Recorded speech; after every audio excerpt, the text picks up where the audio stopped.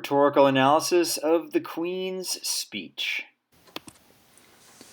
Let's take a look at a rhetorical analysis of a more recent speech. This is Queen Elizabeth II of England, and she gave this speech to her country in April of 2020. The same basic ingredients of a rhetorical analysis are here, the same purpose for student analysts like yourselves to figure out and then to analyze through the text to see what makes it so. Let's take a look at the prompt first. On April 5th, 2020, Queen Elizabeth II broadcast the following address. Alright, so pretty cut and dry there. We've got the speaker, we've got a focus on occasion. Certainly, as this video is being created, this is still an ongoing situation with coronavirus and COVID-19, so it is certainly of the moment. But even if this is being used years from now, after all the quarantining has run its course, just like any other prompt, this puts you in a place in history and gives you an indication of some kind of context, some kind of occasion that made this speech necessary at that time. Other keyword here, broadcast. This is the Queen, so we can already imagine that she is speaking to a wide audience of her subjects, of the people of Britain. So that's a clue to keep in touch with. It was only the 5th time in her 68-year reign that she delivered a speech addressing a specific situation, in this case, the COVID-19 pandemic. That's a little bit of historical context as well. Again, any of these rhetorical analysis questions are built so that anybody can walk in, see the clues from the prompt, the background from the prompt, and know enough to get the job done analyzing the rhetorical choices. So you don't need to be a history expert or a pandemic expert to understand how this is a rhetorical analysis. This also indicates, this bit of background indicates that it is not common for the Queen to make this kind of an address to her people. She does some holiday addresses every year around the winter holidays and so forth. There's some expected times that she addresses her nation. This was not one of those, so it suggests, again, back to occasion, that this was a significant one, and in this case, a sort of an urgent one. Read the address carefully, write an essay that analyzes the rhetorical choices the Queen makes to accomplish her purpose. So, again, what is the purpose? That's part of how we read this particular prompt and passage, and then we look at the different parts that she uses.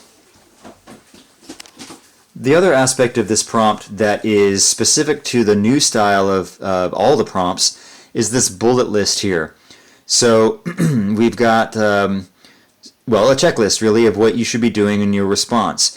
Something that the College Board has added just this year, before the quarantine, but they already had this planned. Respond to the prompt with a thesis that analyzes the writer's rhetorical choices. So a thesis is, as it has always been, an important ingredient, and in fact on the rubric there is a space reserved for it. There either is one or there isn't one. Select and use evidence to develop and support your line of reasoning.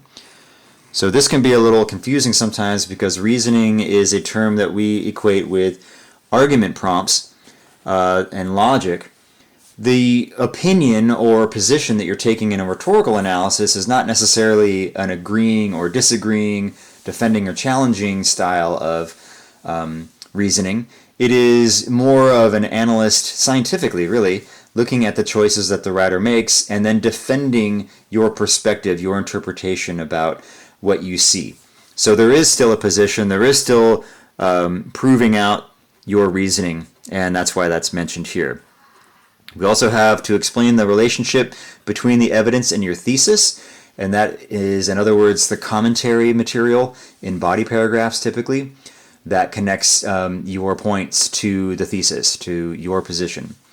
Demonstrate an understanding of the rhetorical situation, which is why we always encourage you to use SOAPs as a starting point to understanding a passage. Subject, audience, speaker in no particular order. I already mentioned how occasion is particularly important in this one. And you can also consider purpose as well as with any of these important. So just keep that off to the side at all times in terms of how you approach these particular prompts. And you should be covering that, addressing those. And just the very idea that we are focusing in on one or another of these elements shows that we have some awareness of the rhetorical situation. In this case, again, occasion is a big one. Use appropriate grammar and punctuation in communicating your argument. Now, in the rubric, these days with the new rubric and in the past, that's never been necessarily a deal breaker, but I want to be careful in my wording here.